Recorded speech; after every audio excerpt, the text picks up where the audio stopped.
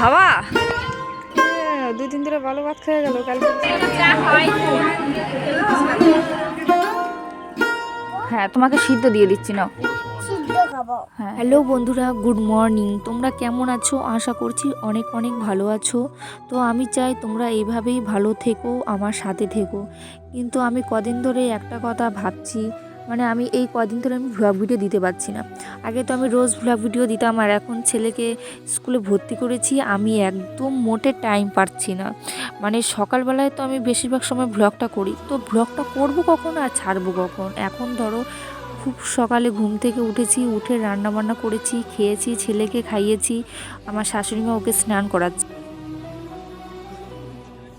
তো ভাবছি আমি কি ইউটিউব করতে পারবো? টানা 6 মাস এক টানা আমি ভিডিও করেছি, একদিন পরে পরে ভিডিও দিয়েছি। প্রথম দিকে তো আমি মানে ডেলি ভিডিও দিতাম, তারপর দেখলাম কি যে প্রচুর খাটনি হয়ে যাচ্ছে, আমি ভিডিও এডিটিং করতে পারছি না, টাইম মতো ভিডিও ছাড়তে পারছি না, সেই জন্য একদিন পরে পরে আমি ভিডিও দিতাম।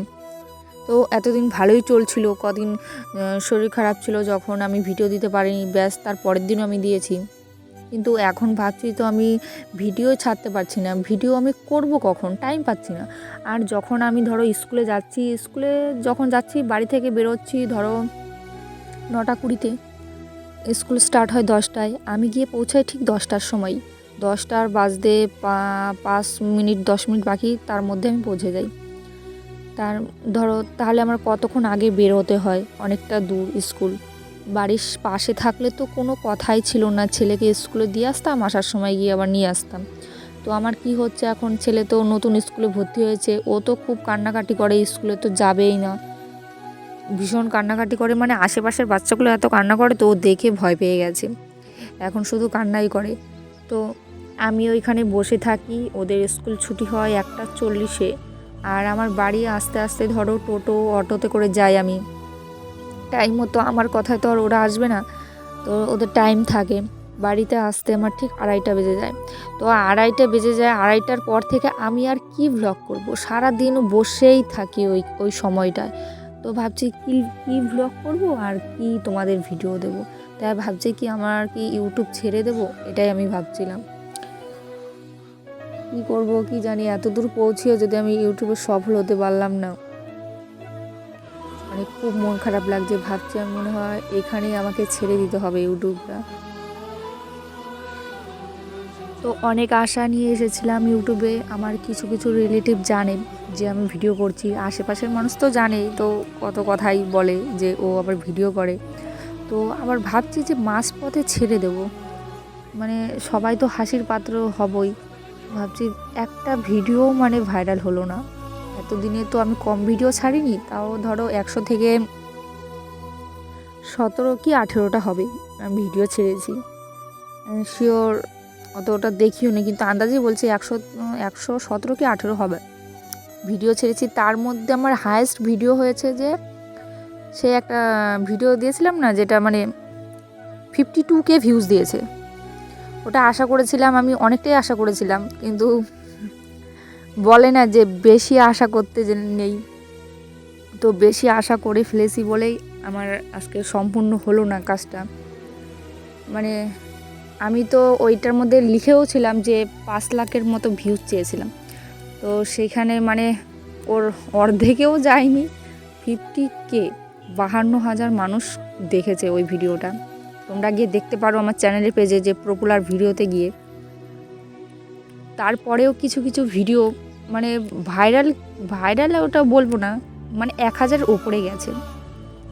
তো যখন একটা ভিডিও 1000-এ গেছে ভিউজ, তো ভাবছিলাম যে আমার ভিডিও 1000 মানুষ দেখেছে, মানে আনন্দে আত্মহারা।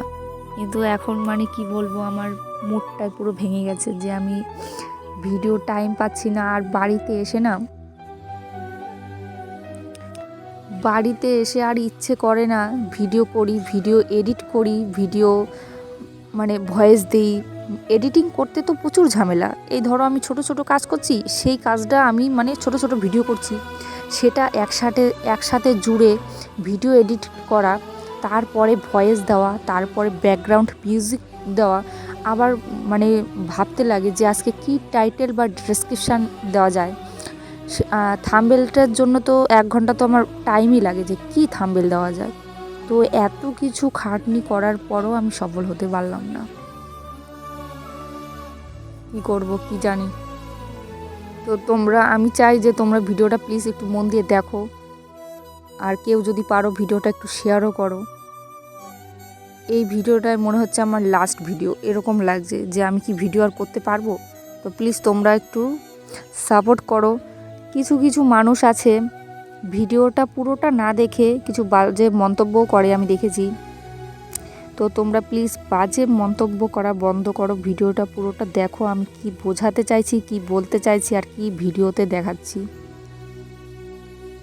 তো আর কিছুই আমি বলতে চাই না। তো অনেক বক বক করে ফেললাম। আমি দেখো স্কুলে আছি এখন। স্কুলে ওই যে কিছু দিদিভাই দেখতে পাচ্ছ তোমরা, ওরা হাতের কাজ করছে। মানে স্কুলে এতক্ষণ টাইম বসে থাকবে, তো বসে থেকে কি করবে, সেই জন্য দেখো ওরা কিভাবে একটা ছোট্ট গোলাপ ফুল বানাচ্ছে একটা মানে ফিতে দিয়ে। ওই দেখো আমি অনেকবার দেখেছি ওনাদের কাছ থেকে, আমি একটা নিয়েও মানে নিজে হাতে একটু করার চেষ্টা করছিলাম, কিন্তু কিভাবে যে প্যাঁচটা দেয় সেটাই আমার মাথায় ঢুকছিল না। তো ওইখানে গেলে তো একটু এনজয় হয়, কিন্তু ভিডিও করতে পারি না বলে মনটা খারাপ লাগে। ভিডিও করা হয়েও গেছে। তো আমার ছেলের স্কুলে ছুটি দিয়ে দিয়েছে, বাড়ি চলে এসেছি। বাড়ি চলে এসে তো এখন ঘরে আছি। মানে সারা দিন পর বাড়িতে আসলাম, কেমন একটা লাগছে।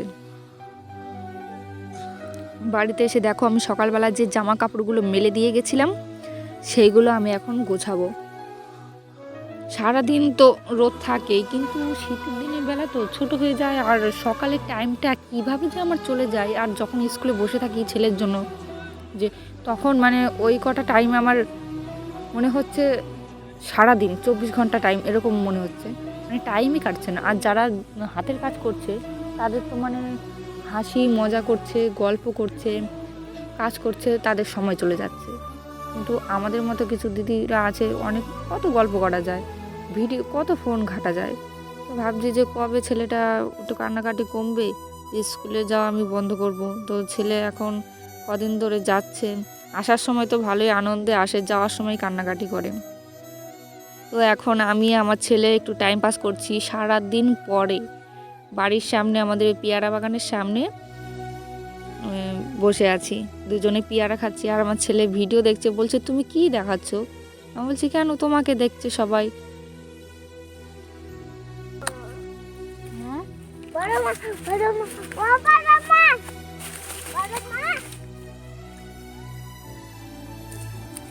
আস্তে যা, পড়ে যাবি।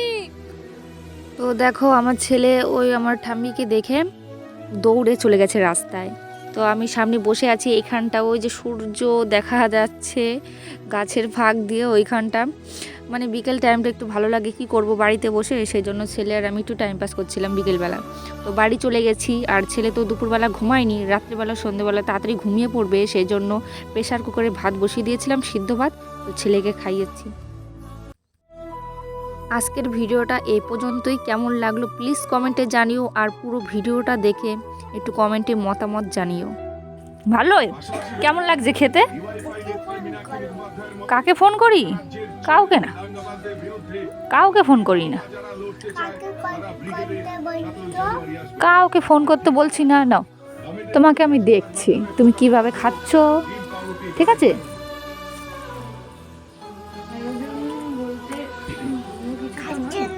ক্যাটের খাওয়া হয়ে গেছে, ক্যাট খেয়ে নিয়েছে, তুমিও তাড়াতাড়ি খেয়ে নাও। নাও, এই তো সিদ্ধ। নাও, হাঁকড়ো হাঁকড়ো হাঁকড়ো, বড় করে হাঁকড়ো, বড় করে। হ্যাঁ, এই তো দিয়েছি, তুমি হাত দেবা না কিন্তু।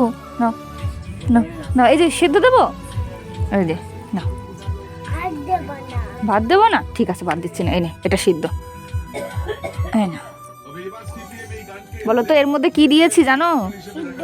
এর মধ্যে কি সিদ্ধ আছে? আলু আছে, টমেটো আছে, এই এটার ভিতরে, এই সিদ্ধটার ভিতরে।